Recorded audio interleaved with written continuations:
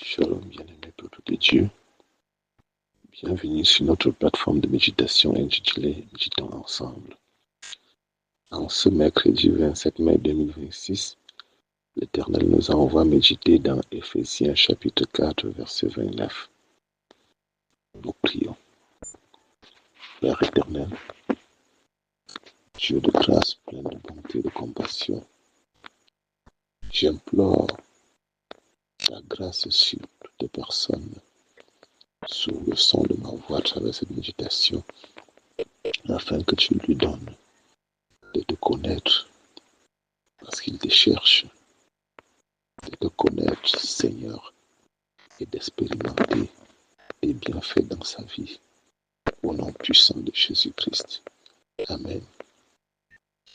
Je lis pour nous dans la Bible version Le Second, Éphésiens 4, verset 29.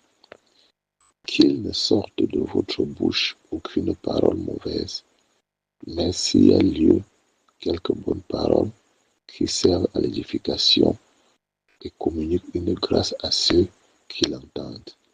Amen. Bien-aimés, par ce verset, le Seigneur nous enseigne sur les paroles de la bouche. Nous savons que notre bouche exprime l'état de notre cœur. Si l'apôtre Paul nous exhorte à ne pas prononcer les paroles mauvaises, c'est parce qu'en tant qu'enfants de Dieu, nos bouches sont les membres du corps de Christ et nous devons veiller sur tout ce qui y sort. Il nous invite également à veiller sur notre cœur. Toute parole de notre bouche est une sémence qui parle soit en notre faveur, soit contre nous. Que nous soyons seuls ou accompagnés, tout ce qui sort de notre bouche est écouté soit par des personnes physiques, soit par des esprits. Et c'est pourquoi même les murmures sont un grand obstacle pour nous. Parce que l'ennemi s'en sert pour nous accuser devant Dieu, pour nous séparer de ces paroles destructrices de la bouche. Nous devons saturer notre cœur de la parole de Dieu, cultiver le langage du ciel, fréquenter les personnes positives qui ont la crainte de Dieu. Nous devons veiller sur les paroles de la bouche qui sont un puissant moyen d'évangélisation. Par une parole d'apaisement, de réconfort qui sort de notre bouche, nous pouvons gagner une âme à Jésus-Christ.